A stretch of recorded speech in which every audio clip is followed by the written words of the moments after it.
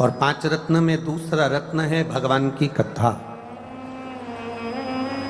चाहे तुम राम जी की कथा सुनो, चाहे तुम शिव जी की कथा सुनो, चाहे की कथा सुनो, अगर आप भगवान की कथा में रमे हुए हो, शिव कथा में रमे हुए हो, तो समझ लेना 5 रत्न में से एक रत्न आपके पास में है, हरि की कथा, प्रभु की कथा, भगवान की कथा। एक रत्न तुम्हारे पास है। थोड़ा प्रेशर बढ़ा। 5 रत्न में से दूसरा जो रत्न है वो है हरि कथा, प्रभु की कथा। और शिव महापुराण की कथा कहती है तीसरे नंबर का जो रत्न है वो है दया करना। एक करुणा करना, दया। दया ये नहीं कि परिवार वालों पर कर रहे हो तो बाहर वाले पर ना करो, बाहर वाले पर कर रहे हो तो परिवार वाले पर ना करो, ऐसा नहीं है। दया ये नहीं देखी जाती कि ये घर का है कि बाहर का है। दया तो दया होती है, करुणा तो करुणा होती है। 5 रत्न में से ये तीसरा रत्न है दया, और चौथा रत्न है हमारा धर्म।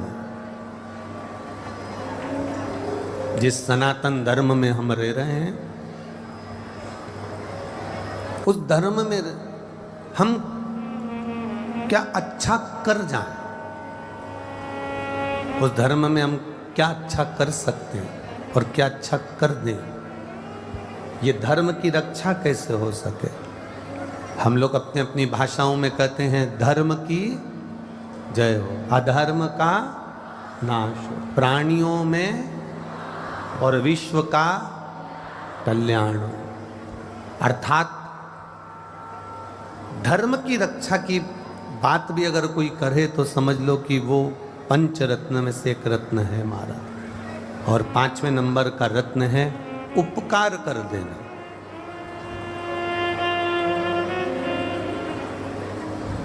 किसी पर कुछ उपकार कर दिया, एहसान कर दिया, कोई उनका कार्य कर दिया, किसी को आपने कुछ अच्छा कर दिया, उसके बाद में ये मत सोचना कि ये हमारे लिए कुछ करेगा।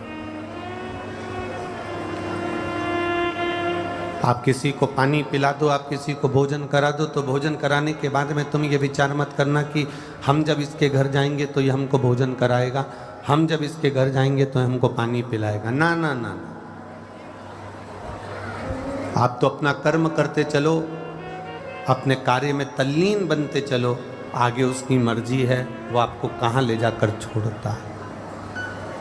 5 रत्न में तुलसीदास जी लिखते हैं 5वें नंबर का रत्न है उपकार कर देना। और उपकार कर कर, किसी का कार्य कर कर, उपकार कर कर छोड़ देना कि अब आगे उसकी मर्जी है। ये उपकार करने के बाद में छोड़ दिया है। पर शिव महापुराण की कथा कहती है कि जो ये 5 रत्न हैं, इन 5 रत्न में सबसे प्रबल रत्न कौन सा है, तो कहा इन 5 रत्न में सबसे प्रबल रत्न है किसी संत सतगुरु का, किसी शिव भक्त का, किसी राम भक्त का, किसी कृष्ण भक्त का आपसे मिलन हो जाना। और दूसरा रत्न भारी है भगवान शंकर की कथा को श्रवण कर लेना, भगवान की भक्ति को श्रवण कर लेना। ये बहुत कठिन है कि अपने बच्चों के, अपने माता पिता के, अपने कुटुंब की जो इच्छाएं हैं वो पूर्ण करो। कोई तुमसे कहे कि मुझे ये ला कर दो तो आपको ला कर देना है। कोई ऐसा काम आप अपने हाथों से मत कर जाना, ऐसा काम अपने जिंदगी में मत कर जाना कि इनकी तो इच्छा पूरी हो जाए पर आपकी जिंदगी नरक हो जाए। और शास्त्र कहता है कि बिंदुक की पत्नी इतनी सुंदर होने के बाद भी बिंदुक एक बार एक मार्ग से निकल कर जा रहा था, उस मार्ग में वो चोरी का थोड़ा सा धन लेकर जा रहा था, और उस मार्ग से निकलते निकलते निकलते निकलते उसको सामने एक सुंदर स्त्री नजर आ गई।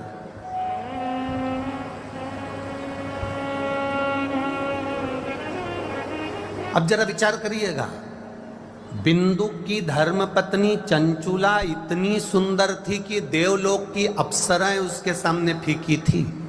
उसके बाद भी पति को दूसरी स्त्री पसंद आ रही है। जरा समझिएगा,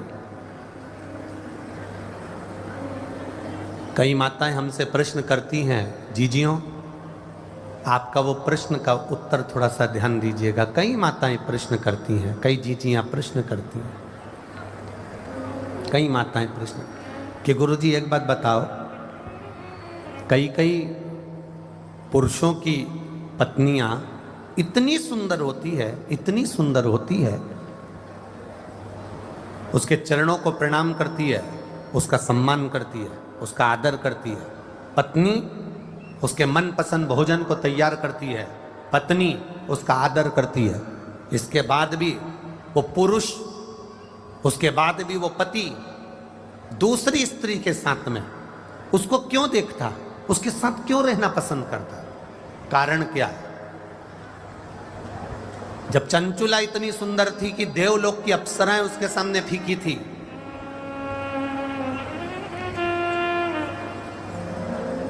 ये विराम दिवस की कथा है, अगर सुन ली तो आपकी जिंदगी सवर गई महाराज, ध्यान रखिए।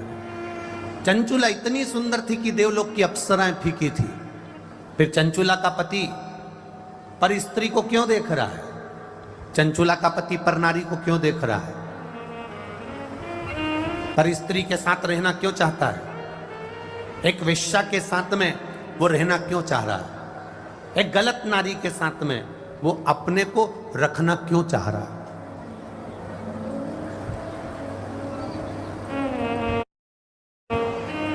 जब इतनी सुंदर धर्म पत्नी है तो फिर क्यों दूसरी जगह जाना, क्यों दूसरे को देखना? कारण क्या है? उसका एक कारण सबसे प्रबल है। आपको लगे कि ये दूसरी जगह क्यों जाता है, प्रश्न है लोगों का, तो उसका एक कारण है।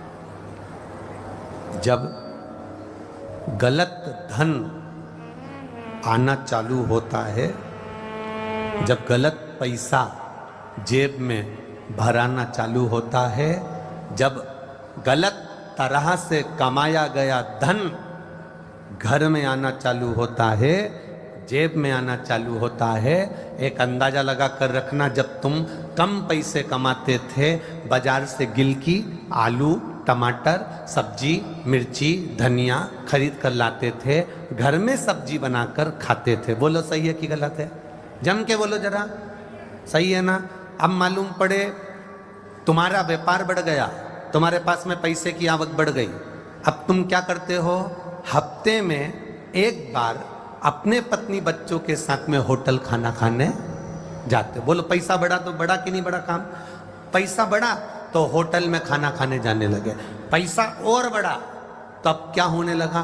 पत्नी ने कहा आज मेरा मन नहीं कर रहा रोटी बनाने का, सब्जी बनाने का, तुम एक काम करो बाजार से मंगवा लो। पैसा बढ़ा तो बाजार की सब्जी और रोटी घर में आने लगी। जब बाजार की सब्जी रोटी घर में आने लगे तो समझ लेना कि बाजार की कोई भी तुम्हारे घर में कभी भी कब्जा कर सकती है, इतना अंदाजा लगा कर बैठना। यह अंदाजा लगा कर बैठना कि सब्जी और भाजी बाजार की क्यों आ रही है। अपने घर में भोजन बनाने का स्वाद था मेरी पत्नी के हाथ में। मेरी माँ जो भोजन बनाती थी उसके आगे सब भोजन फीके थे। मेरी माँ जब दाल बाटी चूरमा बनाती थी तो 50 लोग खाकर जाते थे और उनको स्वाद आता था। मेरी पत्नी अगर जरा सा भोजन बनाती थी तो सब्जी में स्वाद आता था। आज घर के बच्चों को, आज घर के व्यक्ति को, आज घर के पति को, आज घर के लोगों को तुम्हारे हाथ का भोजन पसंद नहीं आ रहा, तो तुम कितनी भी सुंदर हो, चाहे तुम देवलोक की अप्सराओं से भी ज्यादा चंचुला देवी सुंदर थी, आखिर कारण क्या था कि बिंदु को परनारी प्रिय लगे? उसका कारण केवल इतना बढ़ता चला जाता है, बढ़ता चला जाता है। तब व्यक्ति फिर धीरे धीरे धीरे धीरे जैसे भोजन घर का नहीं भाता, बाहर जाता है, होटल जाता है, होटल का भोजन घर आता है, उसी तरह फिर व्यक्ति भी दूसरे स्थान पर जाना प्रारंभ कर देता है। बिंदु के पास में चोरी का धन बढ़ रहा था। धन इतना बढ़ गया बिंदुक के पास में, इतनी संपदा बढ़ गई बिंदुक के पास में कि उसकी धर्म पत्नी इतनी सुंदर थी तो भी वो ना देख पा रहा है, उसकी धर्म पत्नी इतनी सुंदर थी उसका स्मरण ना कर पा रहा है। और आखिरी में हुआ क्या, एक जिस नारी के चक्कर में बिंदुक पड़ा और पुरुष जब धन बढ़ता है सुंदर पत्नी को छोड़कर जब दूसरी नारी के चक्कर में पड़ता है, दोनों को अगर अंदाजा लगा कर देखना, किसी के सामने खड़ा कर देना कि ये मेरा पति इसके चक्कर में पड़ा है, मैं इसकी पत्नी हूं, अंदाजा लगा कर देखना कि पत्नी ज्यादा सुंदर होगी और जिसको उसने पसंद करा, जिसके लिए अपना घर छोड़ रहा है, जिसके लिए अपना परिवार तोड़ रहा है, जिसके लिए अपना कुटुंब छोड़ रहा है, जिसके लिए अपने बच्चे छोड़ रहा है, उसको अंदाजा लगा कर देखना। बिंदुक से वो पराई नारी ने कहा, रानी गले में जो हार पहनती है वो रानी के गले का हार मुझे चाहिए। अब बिंदुक कहता मैं तो छोटा सा चोर हूं, लाता हूं तुम्हें दे देता हूं, मैं कहां से वो रानी का हाल, मैं नहीं जानती। रानी का हार अगर मेरे पास में नहीं आया तो मेरे घर में पांव रखने की जरूरत नहीं, निकल जा बाहर।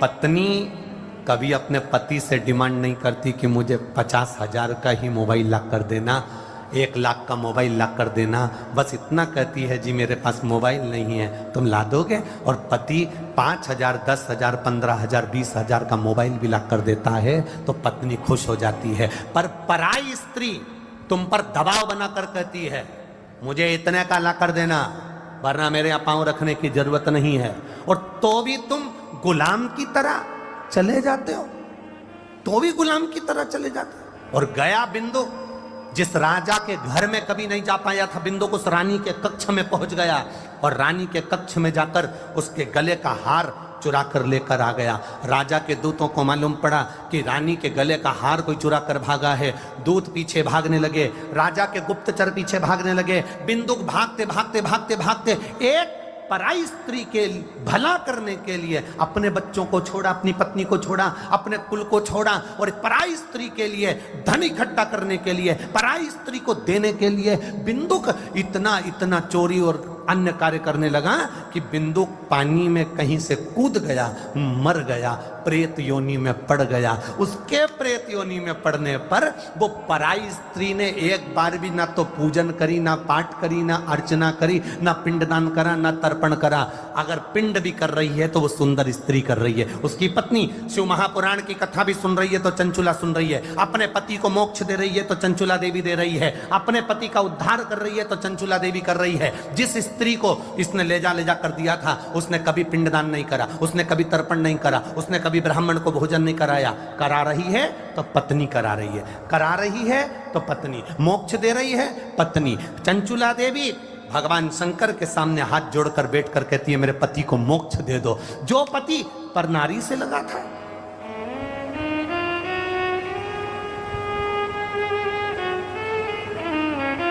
कमाओ, जितने अलवर में रह रहे हो और जितने बाहर से कथा सुनने के लिए आए हो, मैं बाबा देव अधिदेव महादेव से यही प्रार्थना करता हूं, जितने लोग आस्था चैनल पर कथा सुन रहे हैं, जितने फेसबुक यूट्यूब पर सुन रहे हैं और जितने यहाँ बैठकर कथा सुन रहे हैं, बाबा देव अधिदेव महादेव अधिक मास का समय, श्रावण का महीना, खूब इनकी झोलियों में धन देना, पर भगवान से इतना कहना कि धन ऐसा देना कि तेरी सेवा में लगे, गलत जगह नहीं लगे। वो धन गलत जगह नहीं जाना चाहिए, वो संपदा गलत स्थान पर नहीं जाना चाहिए। सही जगह पर सही पूंजी अगर पहुंच जाती है तो जीवन की सार्थकता हो जाती है। एक पत्र आया है, देखिए।